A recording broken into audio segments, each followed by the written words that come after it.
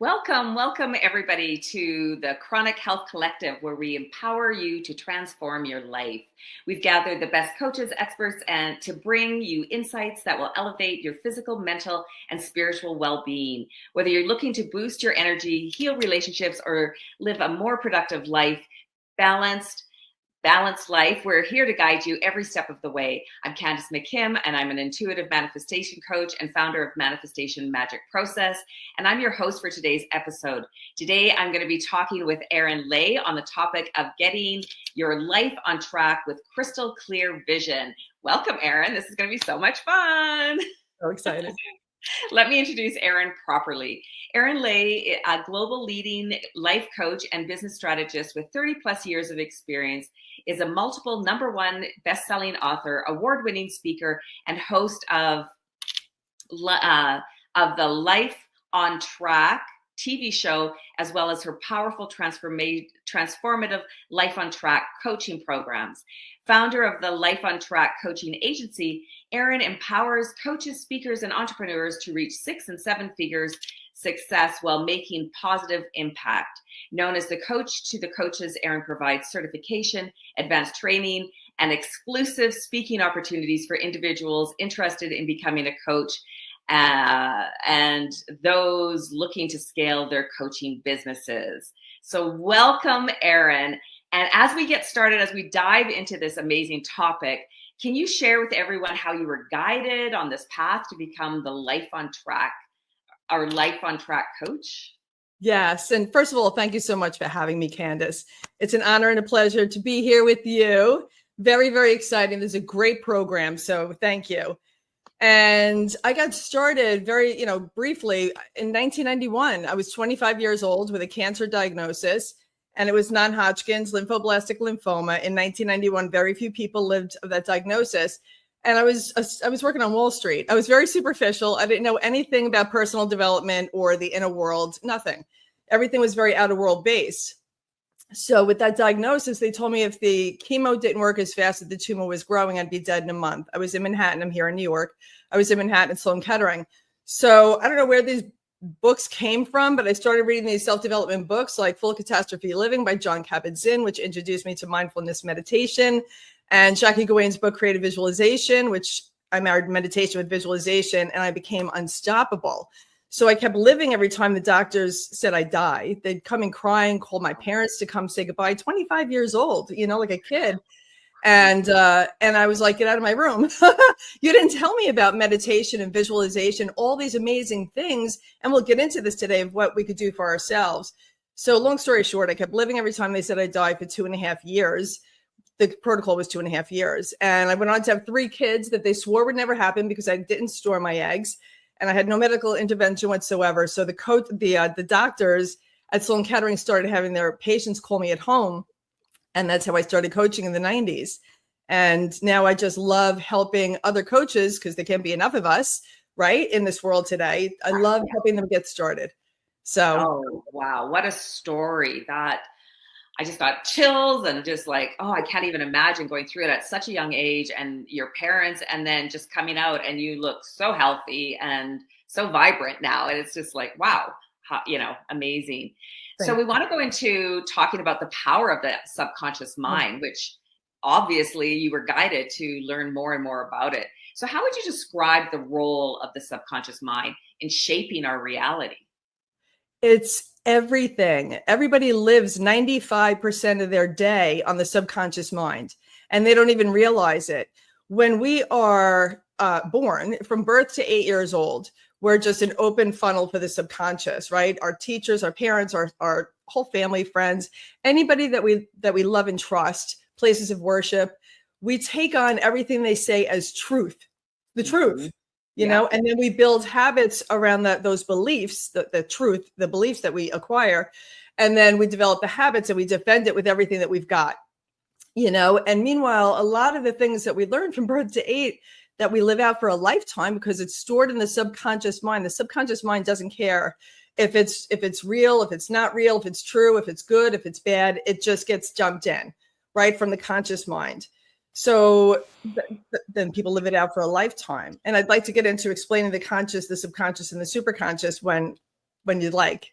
Yeah, let's dive in. Let's go for it. Okay, good. Okay, good.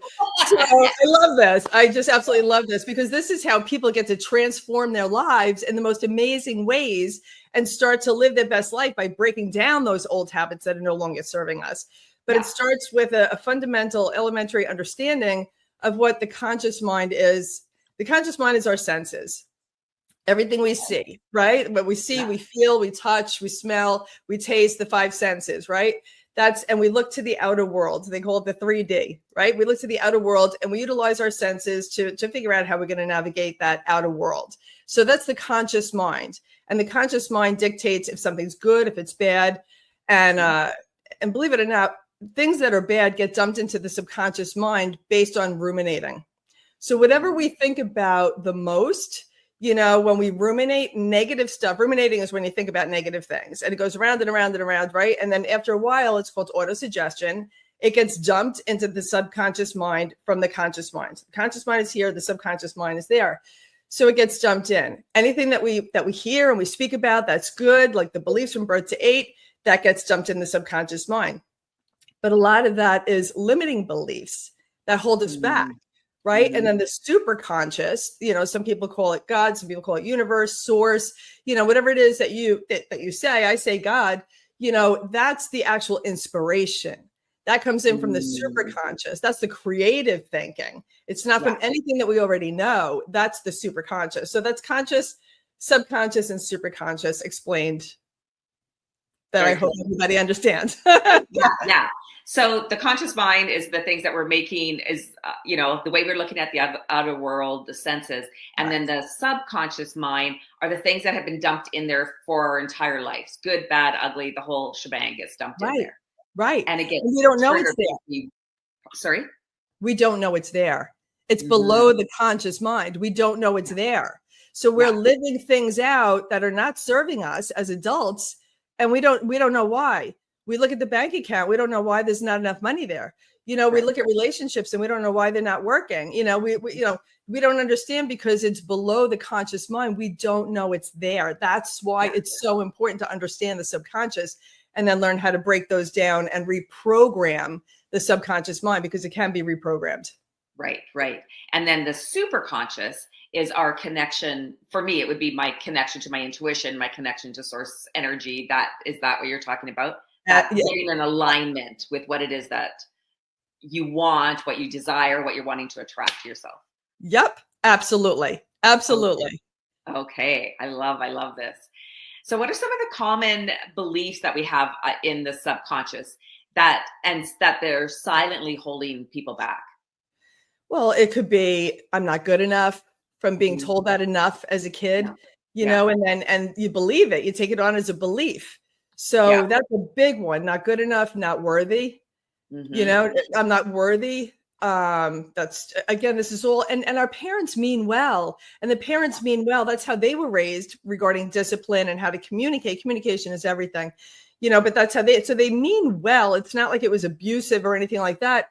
It was just a form of communication. So we learned that it could be the teachers that made us feel like we should be ashamed of ourselves. I went to the old girls Catholic school when I was a kid, when a little girl, and I'm 59. And it was a lot of that reinforcement of, oh, you should be ashamed of yourself. And then you live it out like, oh God, I don't want to talk over here. And I don't, because I should be ashamed of myself, until you realize I was 25 with the cancer diagnosis. And I don't want anybody to wait until a life altering situation happens. Start to look into this now. The words you're speaking and the actions you're taking they're in alignment with your subconscious mind. So if you find yourself wanting to do something like, I want to go to the gym, so excited to go to the gym. I'm committed, because there's a difference between being interested and being committed, but I'm really committed to going to the gym. And then the day before the gym, somebody says, I can't wait to see you at the gym. And you say something like, good luck getting me there. That's your subconscious mind. I'm guilty of it. Or what I see, I have, my sister is constantly like, I noticed this pattern with her, and we've talked about it, right from probably in her early 20s, where whenever she decides she's going to start working out and start going to the gym and start doing those things, she gets injured. She twists, real injuries, like twists her ankle, but I feel, and I've seen this pattern like now she's 60, right?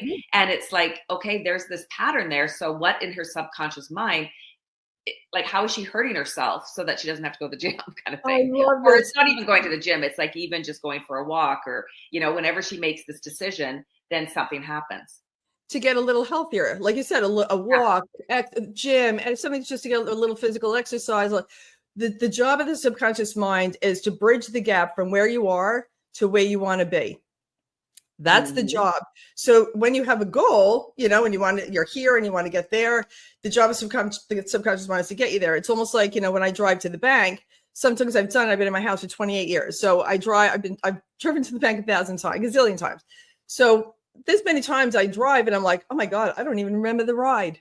I don't remember the ride. But the job of my subconscious mind, I was in the driveway and the subconscious mind knew how to get me there because I did it enough times. So it was programmed into my subconscious.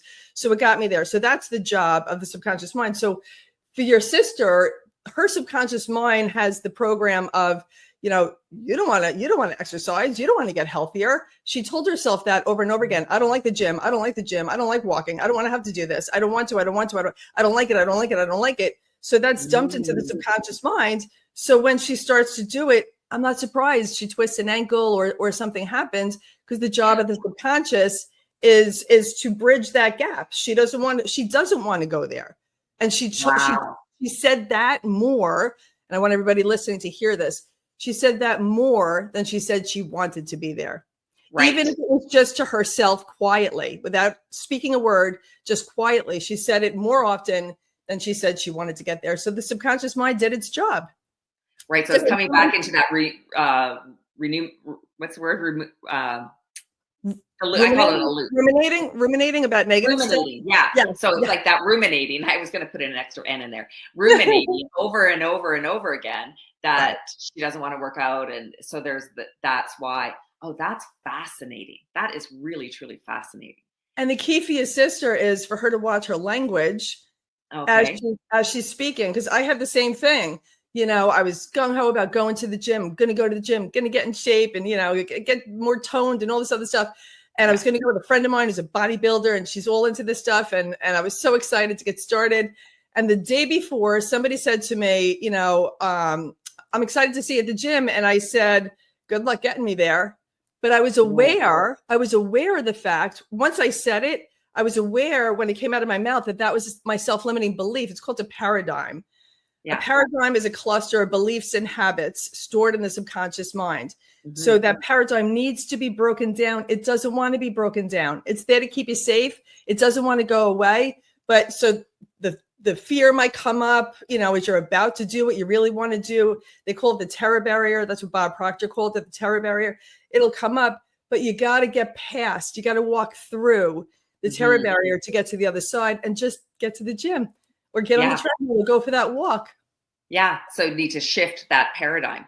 Yes. And I can just see this over and over in my life too, with business or with, you know, everything like, that scares us or puts us into, oh, I don't really want to do this, or I'm not good at this, or whatever it is that we're telling ourselves over and over again. So what kind of tools and practices do you use to reprogram these limiting beliefs? I love this. So again, it's autosuggestion. The mind, the brain, the mind, it's a program, right? So based on the repetition, autosuggestion of what we don't want that got dumped in there that we're trying to break down and get rid of that, we need to replace it with affirmations and gratitude of, I get to go there. I get to go there. I am a person who's in shape. I'm a person, you know, of well-being. I love the gym. You know, I love walking. And at first it's going to feel like, yeah, right. You know, because the body's the instrument of the mind. So you're going to feel these things of, you know, like that just doesn't feel right. But the more you say it, and this is the way it works. I've been doing this for over 30 years. It's the way it works. And same thing with business. You mentioned business. There's so many business owners that stay stuck, you know, at 50,000, 100,000, you know. I have a client, she wanted to go from 1 million to 20 million, you know, and we got to realize that her paradigm was not worthy, you know, like not worthy. And we had to break down the paradigm. And now what happens is you go into flow. And now once you break down the paradigm in the subconscious mind, all the opportunities start coming to you. They start flowing to you, but when it's there, again, the job of the subconscious mind is to keep you safe.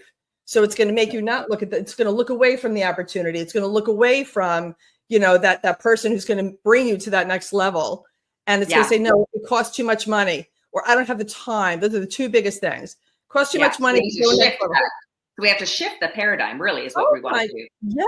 Yes. And you have to start saying, in business, you have to start saying things like, I do have the money, or I'll figure it out, to go next level. I do have the time. Amazing. I love it. This is so amazing. So it's time for our first break of the show. You're listening to Chronic Health Collective with myself, Candace McKim, intuitive manifestation coach, along with Erin Ley, Life on Track coach.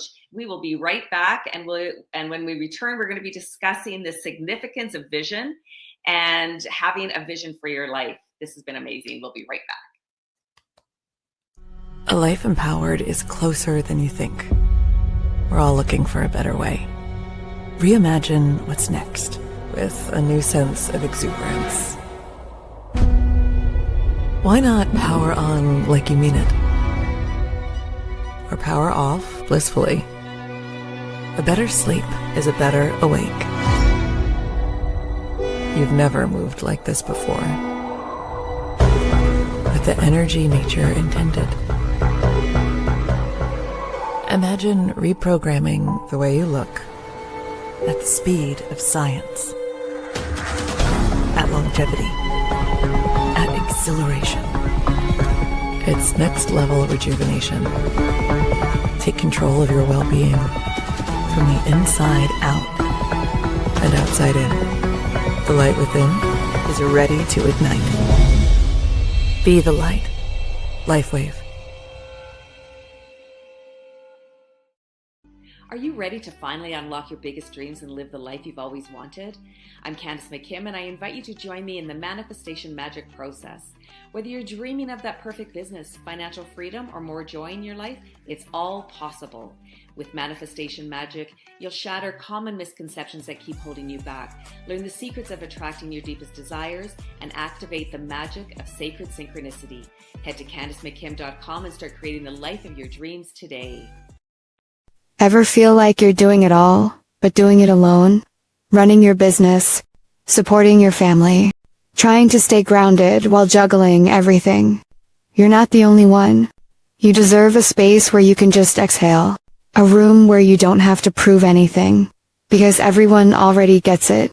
Where conversations go beyond small talk. Where stories are shared, not judged. Where new connections feel like old friends. This is that space. This is that room. This is that moment. Come refill your cup. Be seen. Be celebrated. Because when women come together, powerful things happen. Let's grow, rise, and lead together. Join us on May 17th, Women of the World Hawaii pop-up event in Honolulu. Hope to see you. Welcome back, everyone. I'm Candace McKim, hosting the Chronic Health Collective, along with Erin Ley, talking about life on track with crystal clear vision. So before we went to break, we were discussing paradigm shifts and the power of the subconscious mind. And so now we're moving into the significance of vision and having a vision for your life. Erin, so let me ask you, we want to kind of finish up talking about paradigm shifts a little bit, and also moving into why is having a clear vision so crucial to getting life on track? And I'm asking you this because I struggle with this. I go back and forth. Do we need to have a 5-year plan, or do we just need to go with the flow because life changes anyway? And whenever we have a 5-year plan, things shift, right? And it doesn't happen the way you think it is, or think it was going to happen. So let's finish up talking about paradigm shifts, and then we'll move into this. Okay, well, they go hand in hand. So with having a vision, it helps with the paradigm shift. So we could actually go into the vision. And you're an amazing manifestation coach, Candace, absolutely amazing. And I saw the commercial for LifeWave, and I wear the LifeWave patches, and I believe that that's part of not just healing and wellness and everything else. It's preventative to everything that we have going on in the world today. which goes with vision. I'm going to get into that also, because with everything going on with, COVID and the things going on in the air and the chemtrails in the water and the food and the soil, and you can't get away from it. Those patches are amazing. I've been wearing them for a year, so I wanted to say that. And I literally make some of my friends buy them that have things that I know will work for them. And then I want everybody on the planet to start wearing these patches. So that being said, with vision, there's 3 parts of vision that I see, and speaking to your point about the 5-year plan or even the 3-year plan. Yes, it's good to have goals. It's good to have, I'm all about vision and decision. Even when I was in Sloan Kettering, when they kept telling me I was going to die, and the chemo that I was getting, it was beyond the local cancer hospital's legal limits. At 25 years old, I was being bombarded by stuff that was beyond other hospitals' legal limits, and I wrote down a crystal clear vision of exactly what I wanted. Where do you want to be, Erin, in 2.5 years when this is over? That was my vision. That's when I learned about goal setting, regarding, again, I was working on Wall Street, and I set goals and stuff like that, but it wasn't to manifest. It wasn't to actually go and make it happen. I set goals, and then, I just hoped that they would happen. I just hoped, I would expect it to happen, but I didn't really understand the manifestation part of it. So yes, you want to have the goals. And I'm an expert in the Napoleon Hill book, Think and Grow Rich. There's 13 principles in that book. And I'm a contributing author in a 13-book series. They all went #1 based on those 13 principles in that book, like, desire and faith. We spoke about autosuggestion, all of it. Yeah. And Napoleon Hill speaks about this back in the early 1900s, having a mission statement, which I call a vision statement. By such and such a date, I want to have blah, blah, blah, blah, blah, your goal. In return for that, I'm going to provide the best service of, and I always wrap everything up, any affirmation or any statement with, for the highest good of all concerned. Right? Because I don't want to achieve or manifest at the expense of anybody else. Right? So for the highest good of all concerned. So regarding, I just want to interrupt just briefly. It's so interesting. Just yesterday, when I walk, I always listen to an audiobook. And so just yesterday, I was like scrolling through my library to get an audiobook. And I got an audiobook of Napoleon Hill, all his radio shows when he lived in Paris, the United States. Yeah. And so I'm listening to that while I was walking just yesterday. So it's really interesting that we're talking about this. I love, oh God. Synchronicity, right? Oh my, totally. And I'm friends with Don Green. Don Green's a friend of mine. He runs the Napoleon Hill Foundation, which is extraordinary. So yes, you want to have a vision for your life. So that's the you, first of all, there's three things: the you and how you see you, right? Mm-hmm. The self-image, how you see you. And then there's the you and your purpose, your goals, what you want to achieve, and the you in relation to the outer world. So the you to you is the inner world. The you to your purpose is bringing those together. And then the you to the outer world is how you're going to go make it happen. So we can talk about that, or. Yeah, let's do it. Because I think that's a really clear, that's a really great distinction between the different yous, right? And so, and to having those in your vision, right? Having having part of each of it in your vision, right? Yes. Yeah. It's almost like a mandatory, a must. Yeah. Because otherwise you're only working toward the one, you're only working on the one thing, It's like working on your business, working in your business. You want to have all of it. So so you want to make sure that, you're doing the personal development work for you. And from there, then you go and you figure out what the purpose is. Because if your self-image is limited, and you don't feel good about yourself, my programs are how to develop a millionaire mindset and 7-figure self-image. So it's important to go within and do the work to get to know how big is my self-image? Because if it's limited, your vision is caged, right? It's caged.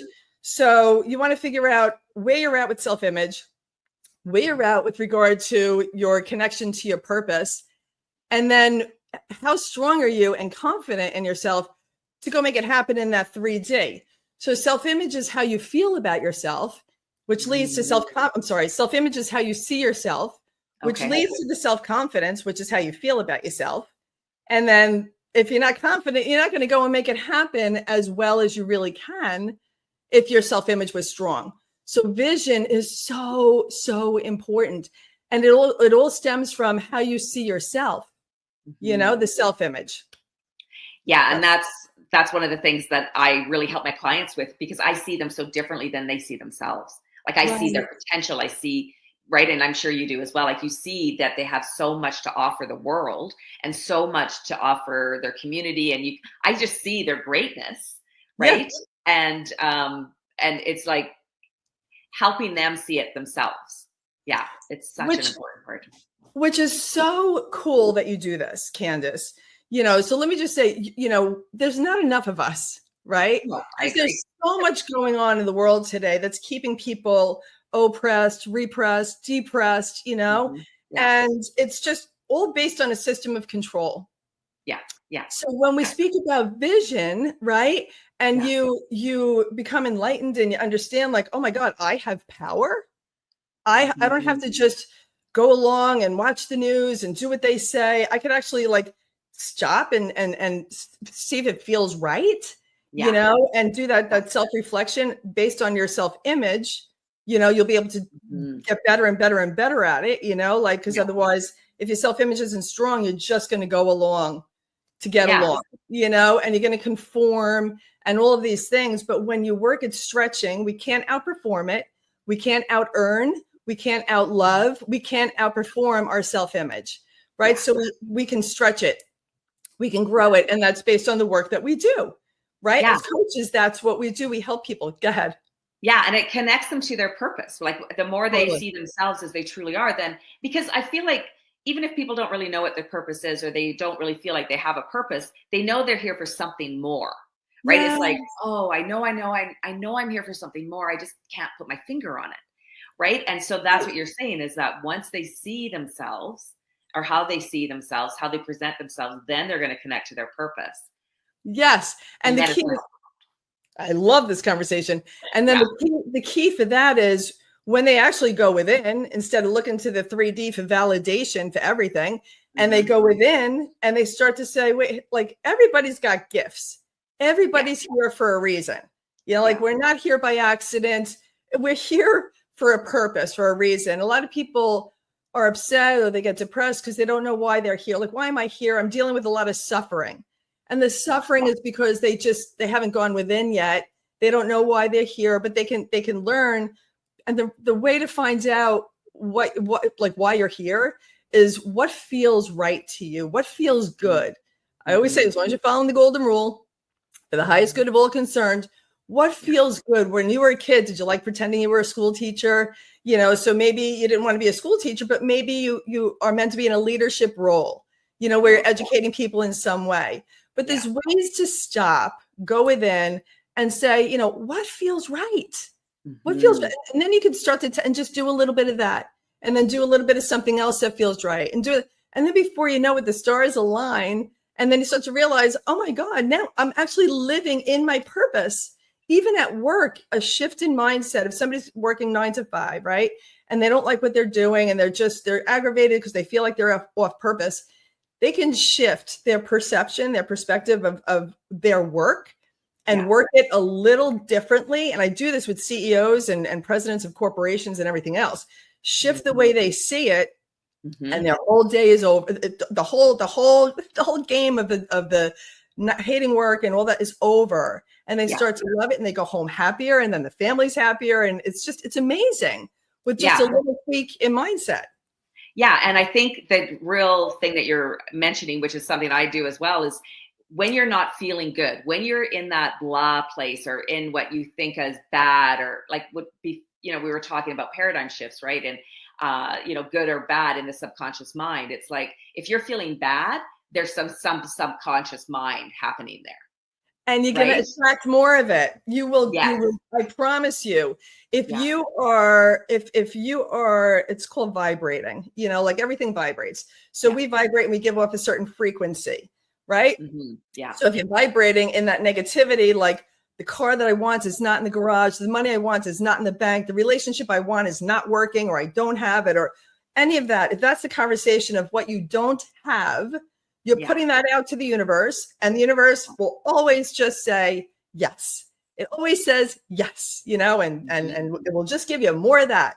If that's what you're saying and speaking, and the feeling that you're giving off, which is everything. They used to think that the mind was so powerful, we're electromagnetic beings, but now they're finding that the heart is everything. So really, how you're feeling is the language of the universe. It's not English, French, German, Spanish, or anything like that. It's how you're feeling. So if you're feeling out of gratitude, you're not grateful, you're going to keep getting more of what you're not grateful for. I'm not, you know, the relationship, the money, all that other stuff, even the spirituality, relationship with the higher power or whatever, you know, you will just keep getting more struggle in that area.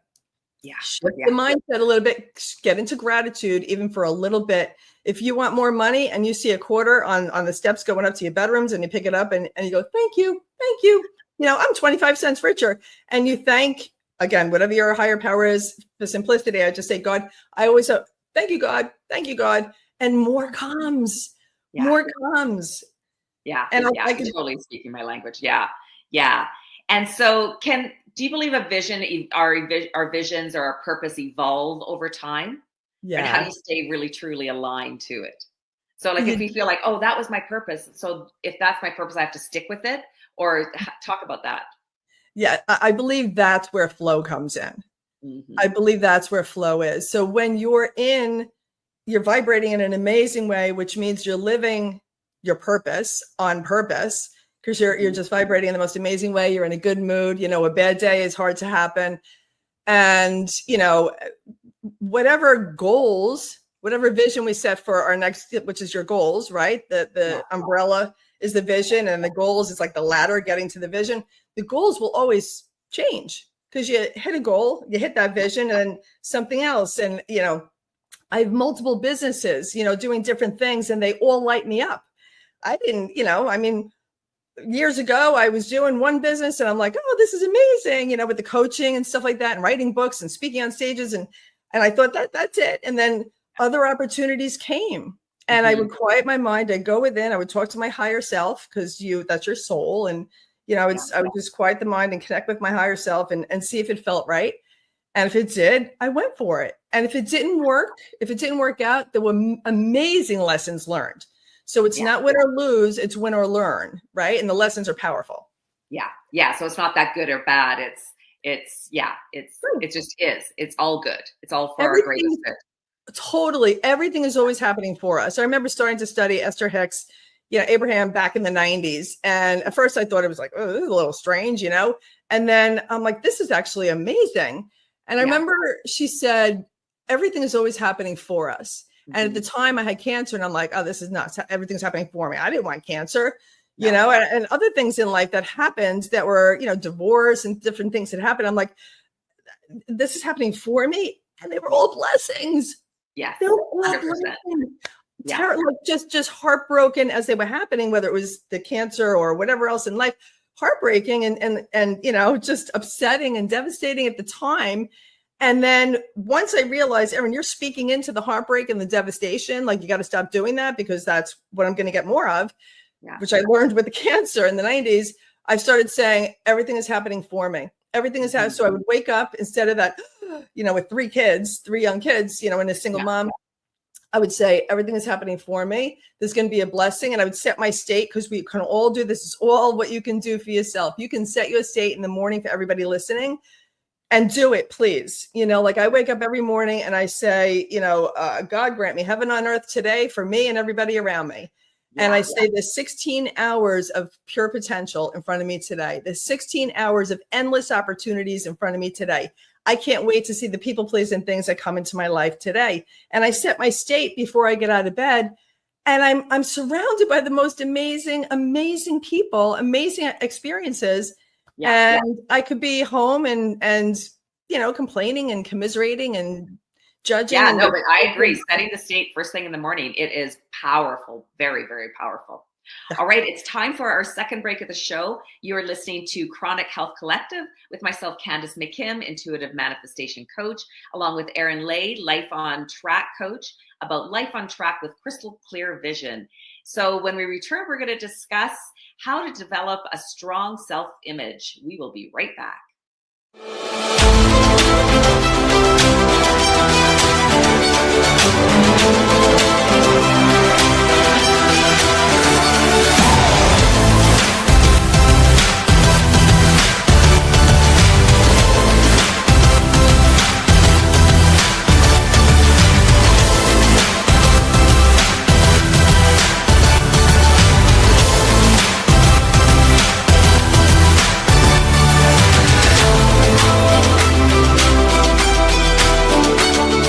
Change is like a lightning rod. It's energy that's coming in, tremendous energy that's coming in. It's up to every single one of us of what we're going to do with that energy.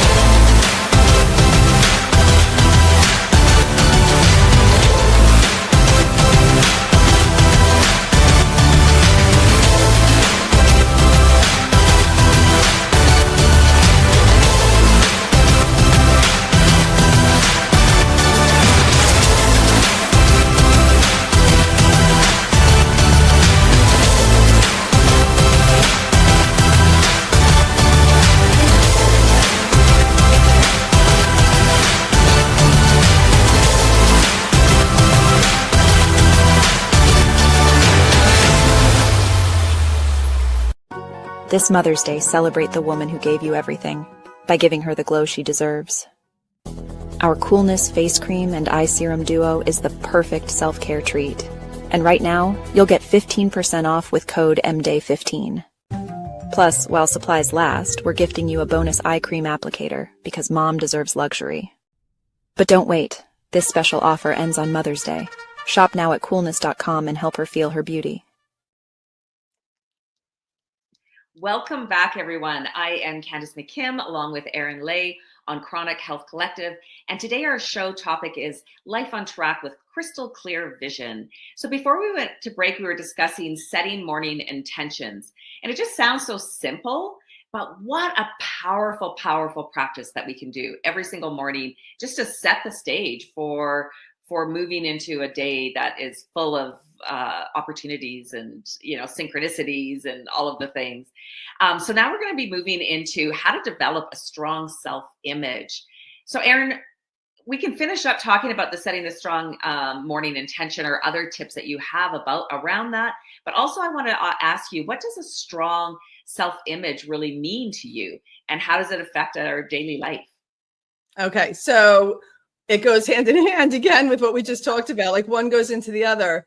Yeah. And I always go back to the commercials because I use them as that's the face of it you just showed, and I love it. I love it, love it, love it. So with regard to the morning routine, it's so important. If you don't have a morning routine, it's great for health and wellness, mindset, mind, body, spirit connection. That's how you start your day. I don't get out of bed. As soon as I wake up, and I learned this again in 91 in the hospital, I meditate within the first 17 seconds of waking up. Me too. People say, don't sleep with a phone next to you. Or I go to YouTube and I put in the search bar the meditation that I want to listen to. If I'm not going to just quiet my mind myself, but there's certain guided meditations and frequencies that I love. I just love it. So within the first 17 seconds, your brain's in between beta and theta.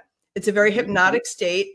So if you could do the meditation at that point, that's amazing. You could be laying down, you have to get out of bed. If you can't do it then, like when I was going through the divorce and the kids were little, I'd have to wait till they went to school, and then I would go and I would get in my car and go to nature, and I would do it there.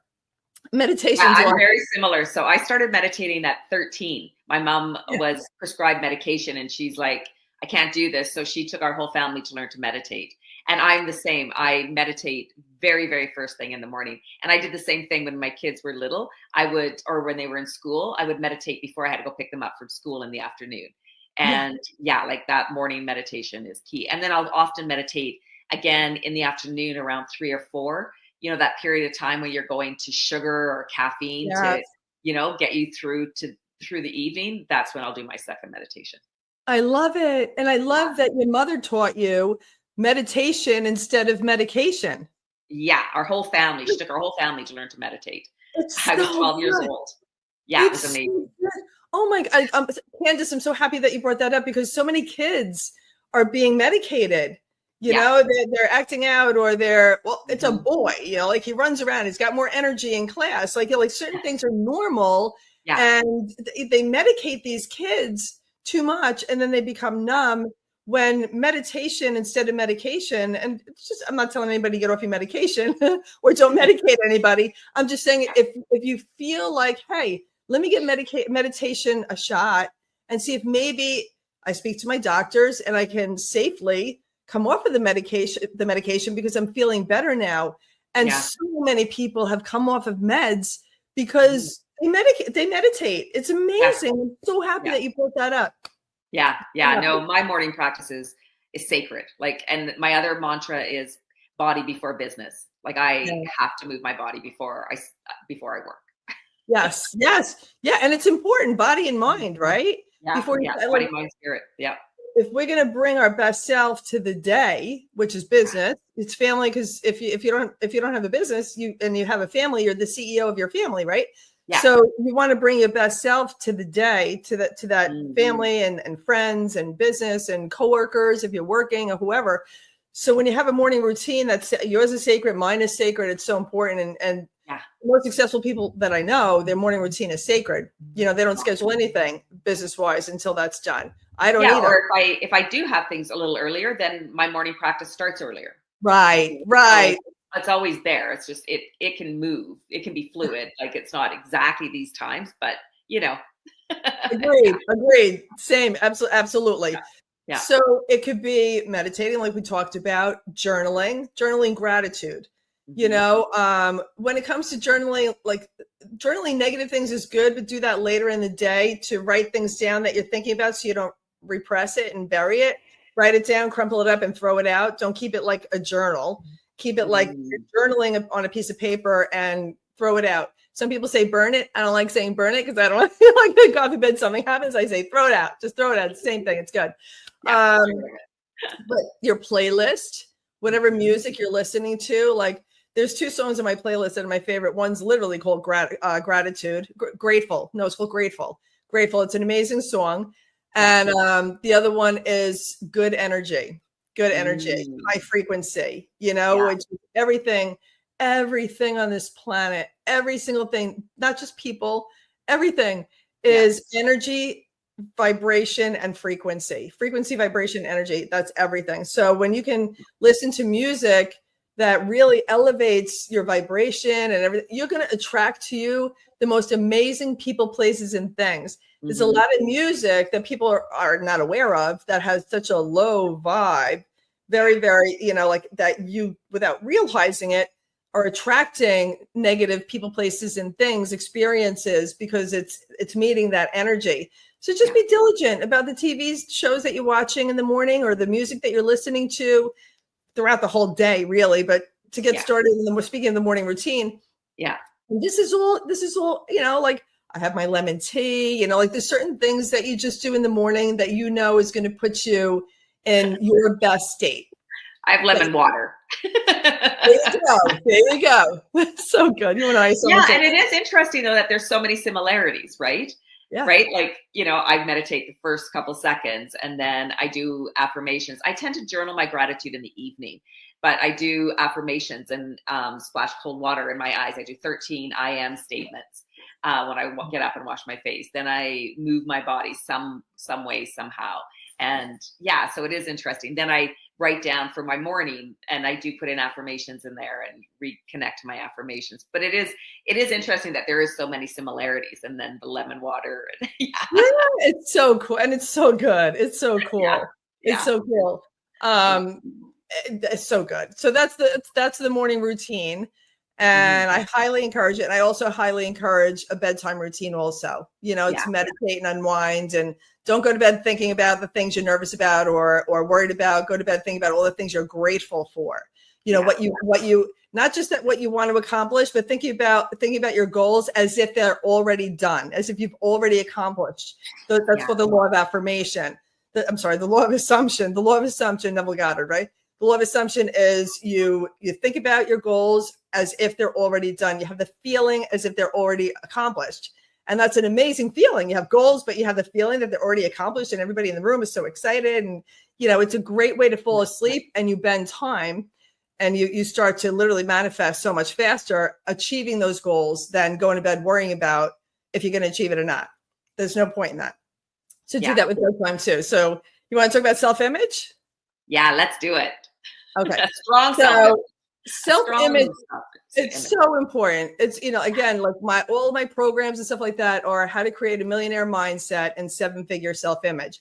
And it does not have to only be about money. It's how to feel like $1 million, how to feel like $1 million, how to look in the mirror and be like, you're amazing, and through that energy, you can then open up the opportunity to go out and make $1 million. Years ago, I went to a friend of mine is Sharon Lecter, right? And she co-authored the whole Rich Dad Poor Dad series with Robert Kiyosaki. And I was at her house and we were going over my business model. This was years ago. And I had a bunch of #1 best-selling books for adults. I had children's books, my one-to-one coaching, my course, I had my own stage, the Life on Track stage that I established here on Long Island, speaking on everybody else's stage. So anyway, she said, Erin, you have a multi-million-dollar business model. And I was like, whoa, Sharon. Now I was just going through the divorce and the kids were little, right? Whoa. And now I was talking about scaling to $1 million before that. I was consciously speaking about, I'm scaling to $1 million. I'm scaling to $1 million.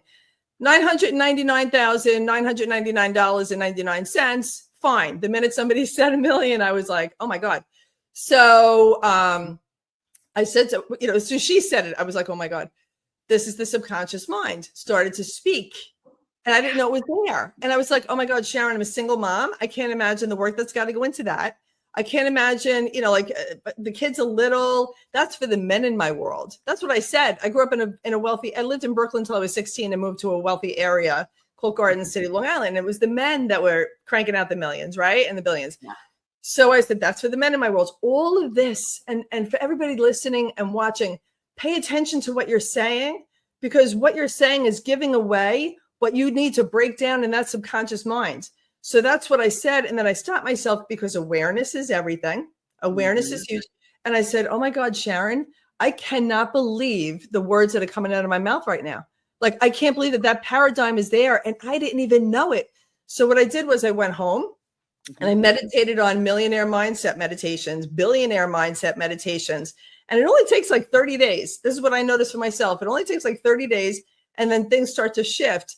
And when I did that, I got a call from a friend of mine, and he shared with me an invention idea that he had. And he said, Karina, his wife, and he only trusted me. And long story short, it's an 8-figure patent portfolio that I'm a partner in with him, a business partner with him that we put together. And it never would have come to me if I didn't break that paradigm down, if I didn't do the work to get rid of that subconscious belief. I had to stretch my self-image to know I'm worthy. I could do that. I can. Like she dropped the seed, right? She dropped the seed. Right. And then your first instinct, I've had so many times this has happened. And I go, oh, hell no, that's not happening.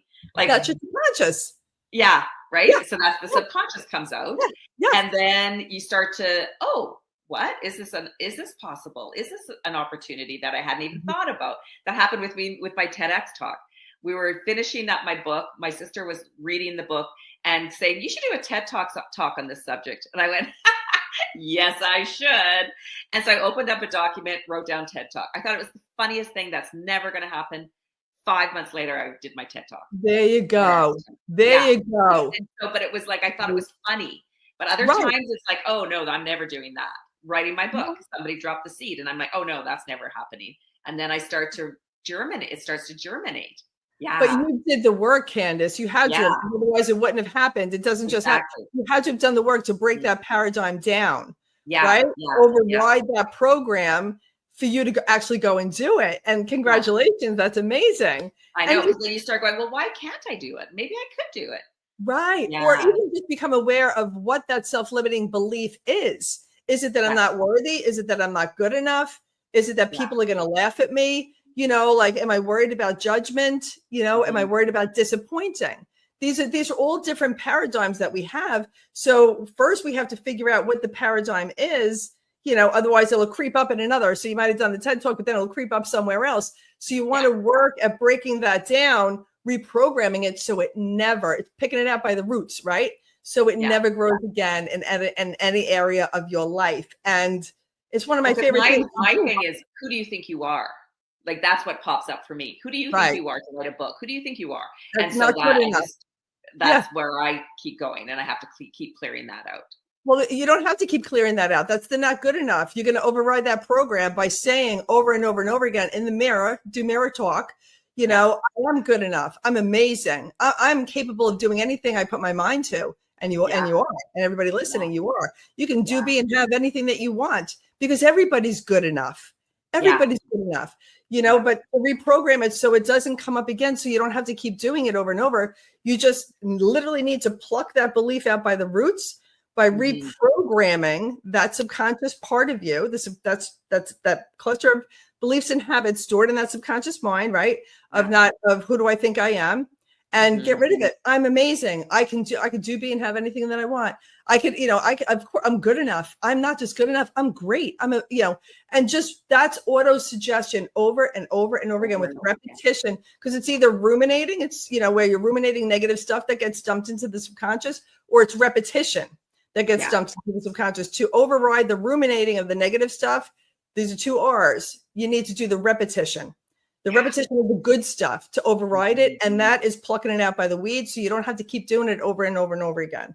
Yeah. Yeah. And it's what you do for a lifetime, not just that's one, but you can get rid of that, but there's other things that we always need to work on. Something always comes up but with each thing that comes up, you want to get rid of that because we have a lifetime of stuff that we built up there that we need to get rid of. So until we take our last breath, personal development is always going to be a thing. And the investment in personal development, the investment that you make in yourself is the best investment that people can make. Absolutely. Absolutely. So that's going to lead me right into my next question. Tell everybody how they can stay in touch with you, get in contact with you, any offers that you have that you want to share with the audience. That would be amazing. Yes, thank you. First of all, thank you for having me. This was amazing. You're amazing. Andy and Minna, everybody in this program, is absolutely extraordinary. So thank you. Yeah. And so Andy's part of my Life on Track coaching agency. He's extraordinary. So we're putting on a program virtual. You can sign up. It's free. And that's at lifeontrackcoaching.com, lifeontrackcoaching.com. You can go there. It's a 2-day event, an hour and a half each day, and you'll hear different speakers speaking about how to have a millionaire mindset and 7-figure self-image, right? How to do exactly what we're talking about. And if you want to do a deeper dive, and really what are the dates for that? What are the dates? May 31st and June 1st. May 31st. Yes. And June 1st. So they can register at lifeontrackcoaching.com. And then my course, if you want to do a deeper dive, you can invest in my course. And that if you go to the Life on Track coaching course.com, the Life on Track coaching course.com, then you can sign up for the course and I'll work with you to do everything that we talked about today. Only I'll basically hold your hand through it, and it's a 6-month course and you won't recognize yourself in the first 3 months. Things change probably within the first couple of weeks. Things change very, very quickly. And I love doing this. I've done it for over 30 years. And that's what I have to offer for today. So thank you. And I look forward to meeting everybody that connects with me. That's amazing. That's amazing. And that 2 days sounds really incredible. Yeah. All right. I can't even believe it's already come to the end. So if today's discussion resonated with you, don't navigate your journey alone. Book a complimentary consultation with any one of our expert coaches at chronichealthcollective.com for personalized support. Subscribe to our Chronic Health Collective monthly magazine for valuable tips from all 13 coaches to elevate every area of your life. And join us every Tuesday at 7 p.m. CST, or catch past episodes anytime at watch.e360tv.com, Vitality TV Network, or youtube.com at Chronic Health Collective. We will see you next week. This has been absolutely fantastic. Thank you so much, Erin. This was so much fun. Any last words of wisdom for everybody? I just always tell everybody, celebrate life and you'll have a life worth celebrating.